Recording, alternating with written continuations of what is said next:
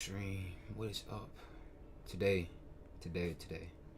I'm gonna be coming with you guys with the Bible. Today's Sunday, so praise God. Every day is a day of worship. It's not just Sunday. But today we're gonna read the Book of Wisdom today, and see if we can finish it in one sitting. Okay. So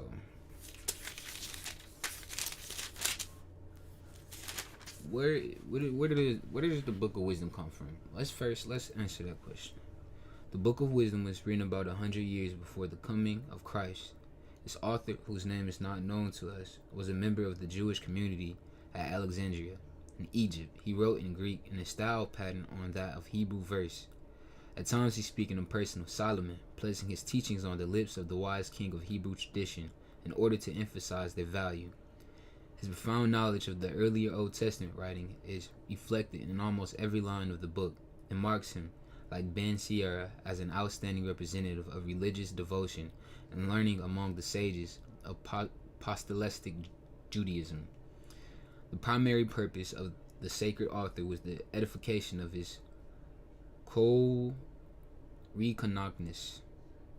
The primary purpose of the sacred author was edification of his co-religionists in the time where they had experienced suffering and oppression, in part at least the hands of an apostate fellow Jews. To convey his message, he made use of the most popular religious themes for his time, namely the splendor and worth of divine wisdom, the glorious events of Exodus, God's mercy, the folly of idolatry, and the manner in which God's justice is vindicated in rewarding our punishment in the individual soul. The first 10 chapters, especially from a perception for the full teachings of Christ and his church. Many passages from the section of the book, notably 3 and 1 through 8, are used by the church in her liturgy. The principal divisions of the Book of Wisdom are the reward of justice, the praise of wisdom by Solomon, special providence of God during the Exodus, with the discretions on God's mercy, and the folly of shameful idolatry. And so I'm seeing that Solomon, I think Solomon has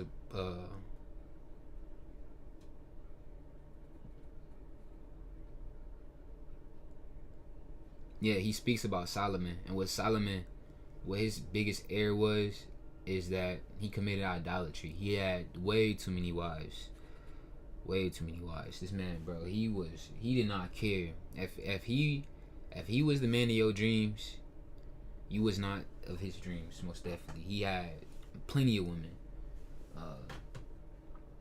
And so it led to him trying to merge the countries together, which led to a lot of confusing politics, and that just led to the destruction of God's kingdom. And I'm getting off a little off topic, but later you go to Hosea, and this is where God, he makes it known that this was Israel. This was Israel. This how Israel was. Israel is like an unfaithful wife. Israel, and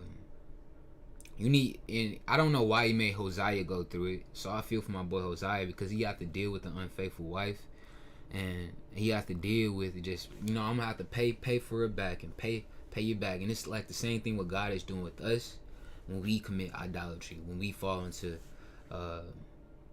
things that we know we should not be into.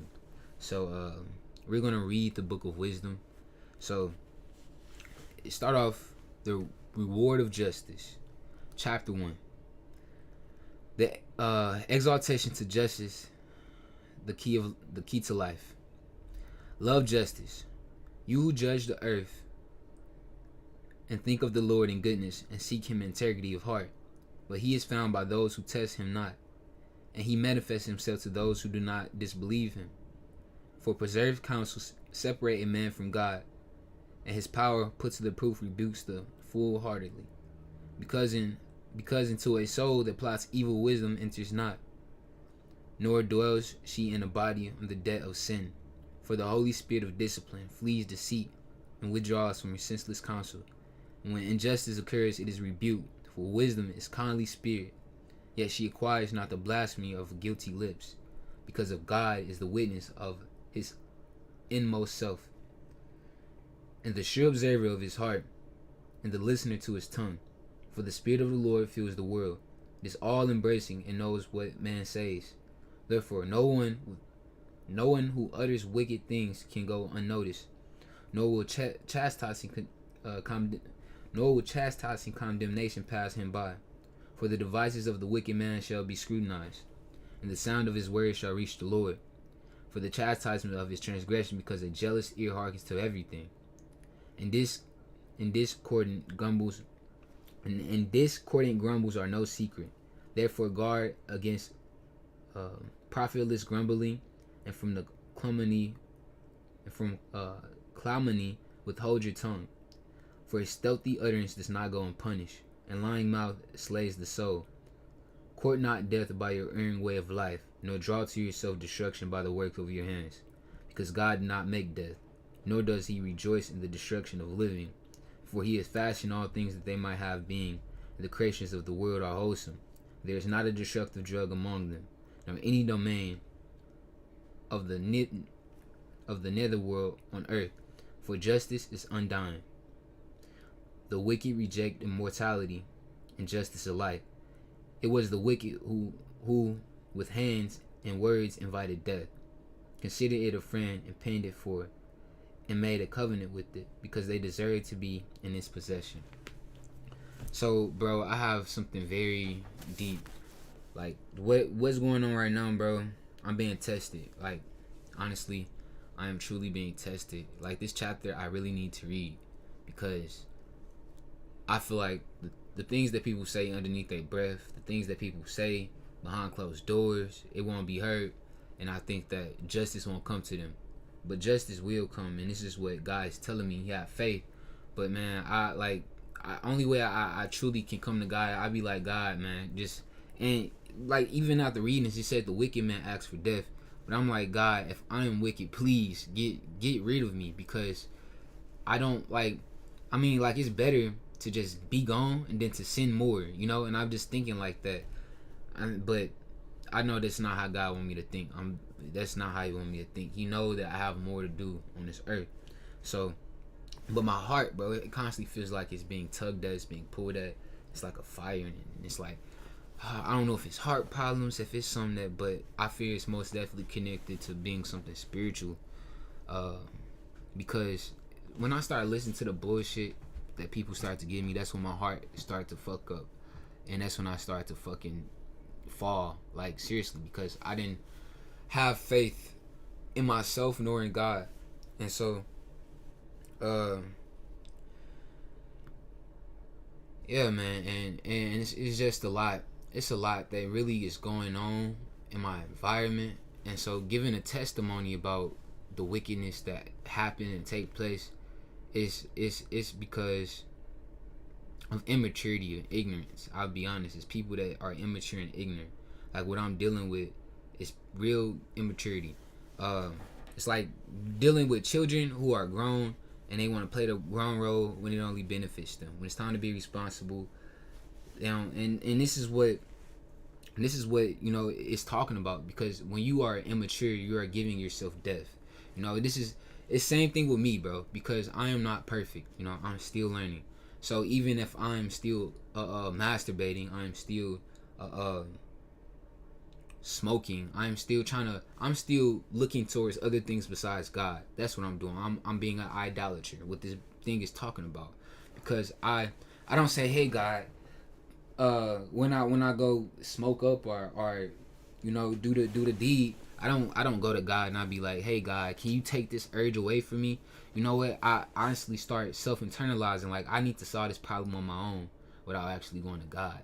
And that is where I really befall at, because I remember it was a time where I was not addicted to anything. I was still, you know, a masturbator, but, you know, I feel like you just going, hey man, in this world right now, it's okay to, like, I'm gonna have to it's okay to masturbate. It's okay to, because it's better than having a child. It's better than having a bullshit relationship, and it's better than but don't do it too much. You know, like we read yesterday in Sirach, moderation. Have moderation for everything.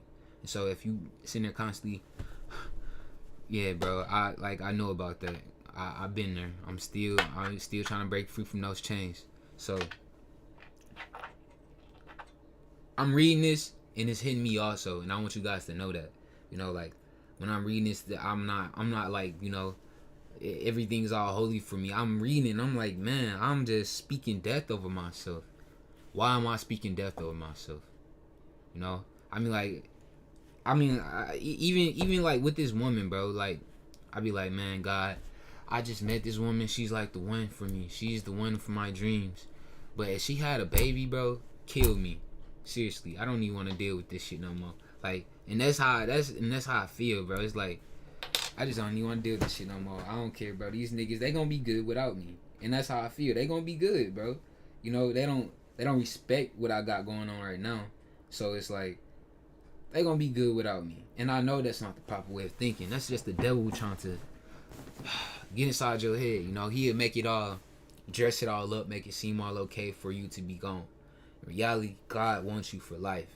You know, you're constantly living. So the moment that you accept death, the moment you accept that you're spiritually dead, God is still gonna work with you. I'm gonna be honest. You know, that He's still working with me. That's why I'm up here right now reading a book of wisdom and on fire for my God, because He is the truth. He is the one and only God. And so on the other hand, I can see how sad and depressed I can be if I'm focusing on all this grief and stuff I gave myself. But I have to apologize to myself sometimes. Like, Jalen, I'm sorry for, man, being not trying to treat you the best. I'm sorry for the inner me. I'm not trying to treat you the best, bro, because we both know that this is not for us. We both know that the situation could have been better. You know, they can communicate better. And so why are you sitting here trying to deal with these people because your heart, you know? And so you have to forgive yourself for like, you have to forgive yourself when you go through these things, because, you know, you end up not trusting yourself, and that leads to not trusting nobody, you know? So yeah, man, trust issues, bro, that's a big thing. It's a big thing for a lot of people, especially a lot of adulterers out here, a lot of cheaters out here. But let's get to chapter 2 of wisdom. So chapter 2, they who said among themselves, thinking not aright, brief and troubleless is our lifetime, neither is there any remedy for man dying, nor is anyone known to have come back from the nether world. For haphazard we were born, and hereafter we would be brought as though we had not been. But the breath in our nostrils is a smoke, and reason is a spark at the beating of our hearts. And when this is a quench, our body will be ashes, and our spirit will be poured abroad like the unresting air. Even our name will be forgotten in time, and no one will recall our deeds. So our life will pass away like the traces of a cloud, and we will be dispersed like a mist, pursued by the sun rays, and overpowered by its heat. For our lifetime is the passing of a shadow, and our dying cannot be deferred, because it is fixed with a seal, and no one can return. Come, therefore, let us enjoy the good things that are real, and use the freshness of creation and avidly. Let us have our fill of costly wine and perfumes, and let no springtime blossom pass us by. Let us crown ourselves with rosebuds, and they are withered. Let no meadow be free from our wantonness. Everywhere let us leave tokens for our rejoicing. For this our point is, and this is our lot. Let us oppress the needy. Let us oppress the needy, Let us oppress the needy, just man. Let us neither spare the widow, nor revere the old man for his hair grown white with time. But let our strength be our norm of justice, for weakness proves itself useless. Let us best the just one, because he is the obnoxious to us. He sets himself against our doings, reproaches us for transgressions of the law, and changes with violations of training. He professes to have knowledge of God and styles himself as the child of the Lord. To us he is the insurer of our thoughts, merely to see him as a hardship for us. But his life is not like others' men, and different are his ways. He judges us debased, He holds aloof from our paths as from things impure. He calls to bless the destiny of the just and the boast the God is his Father. Let us see whether his words be true. Let us find out what will happen to him. For it is the just one to be the Son of God. He will defend him and deliver him from the hand of his foe. With revealment and torture, let us put him to the test, that we may have proof of his gentleness, and try his patience. Let us condemn him to a shameful death, for according to his own words, God will take care of him. These were the thoughts by they erred, for their wickedness blinded them. And they knew not of the hidden counsel of God, neither did they count of recompense of holiness, nor discern the innocent souls. Reward for God formed man to be imperished. The image of his own nature he made him. By the envy of the devil, death entered the world, and they who are in the possession experienced it. So man, I'm like right now, bro, I'm thinking I made a big error, bro. I hate it because I don't know what I was doing, bro. But when I said that, because somebody had told me a story that since their son died, they had blamed God for their son passing. And so when I came to speak to this person, I said, yeah, it is God's fault. And that's an error because it's not. Bro, but that's so deep because I can say that it's not God's fault, but I can say everything is God's fault because God has made creation to be creation. And so man, you know what? I'm just have to apologize and I'm have to tell him the other side of what I think because I don't know if I'm double-minded, but I just like to think a lot. You know, I like to think of the other opposition of this thought, you know? And so I'm not really trying to paint this picture in his mind that, you know, God is being the devil. You know, he wants to see you fall. He's testing you right now. And he don't really care about your feelings. He don't care about none what you got going on. And actually, that's the truth. It's crazy. He really don't care about your feelings. He don't care about none what you got going on. It's his will, you know? And it's like, but his will is for your best. And that is something that we have to truly understand. Because it will sound like an abusive relationship. It will sound like a controlling relationship with God.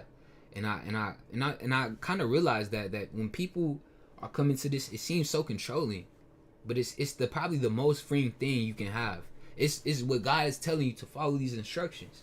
And if you don't follow these instructions, you're going to receive a lashing on your behalf because you didn't listen. It's like God said, just don't do that, you know? And it's not like he's being a dickhead father by telling you not to do that because it feels good. But he's telling you don't do that because later down the line, that pleasure is going to turn into pain. And so once that pleasure keep becoming pleasurable, it's going to turn into pain, and it's going to become a hole that you cannot fulfill, you know.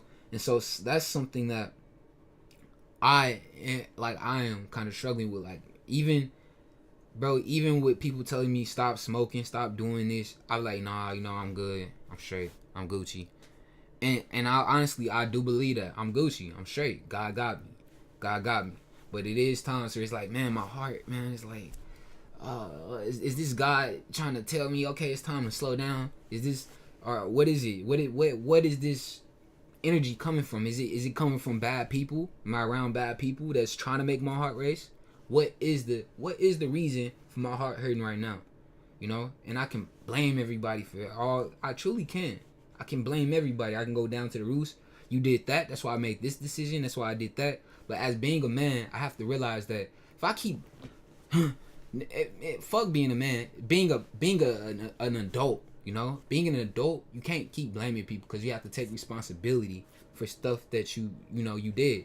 And so this is where I'm at. I'm taking responsibility. Like, man, you know what? I did have my own conscience at 18, but I wasn't that intelligent. I wasn't that smart. I wasn't that aware of the world.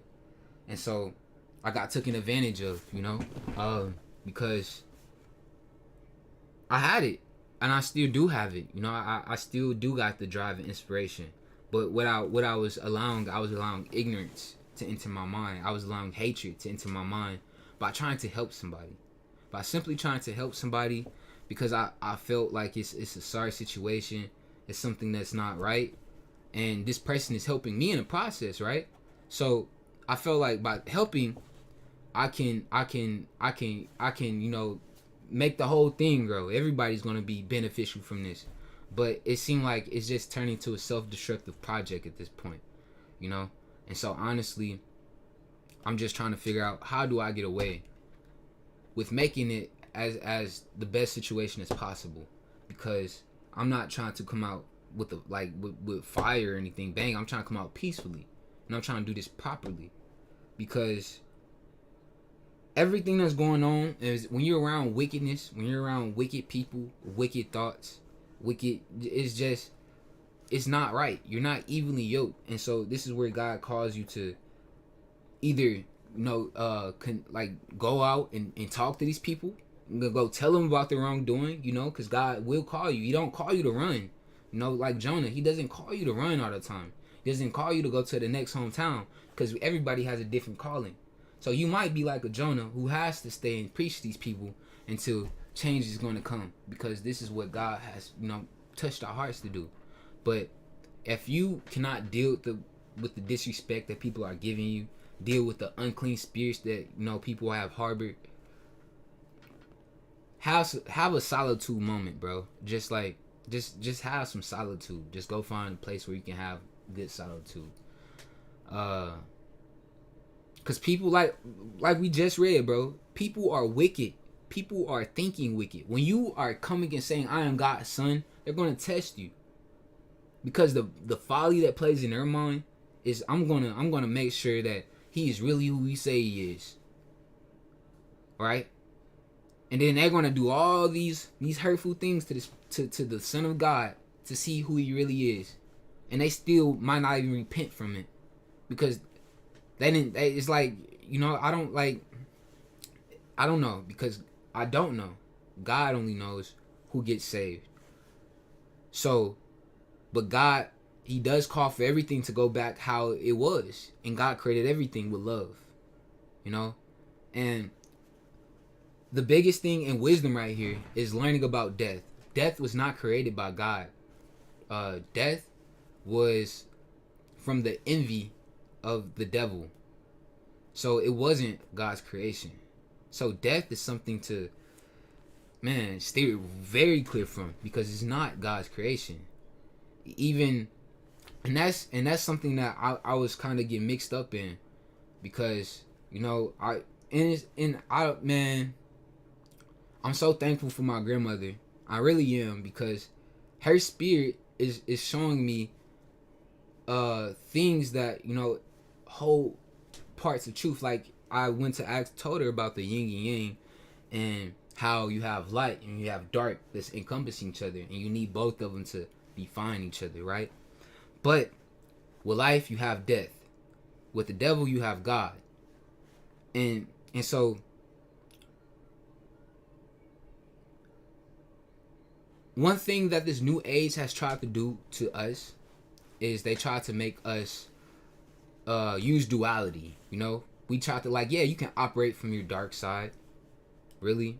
You can do some dirt. Really? You can clean dirt with dirt. Really? You can't just sit there and try to operate from the dark side, do things in the shadows, and expect it just to be alright, bro. You can't play the enemy and not expect to receive the benefits of the enemy. You know what I'm saying? So I full on get that being aware of the darkness, right? That is the most important thing. Because if you are light, you have to be aware of the darkness. That's what you're here for. You're here to expand, grow, enlarge, live life eternal. So I'm going to cut this off, and we're going to come back on chapter 3, because it's 25 minutes already. Yeah, I'm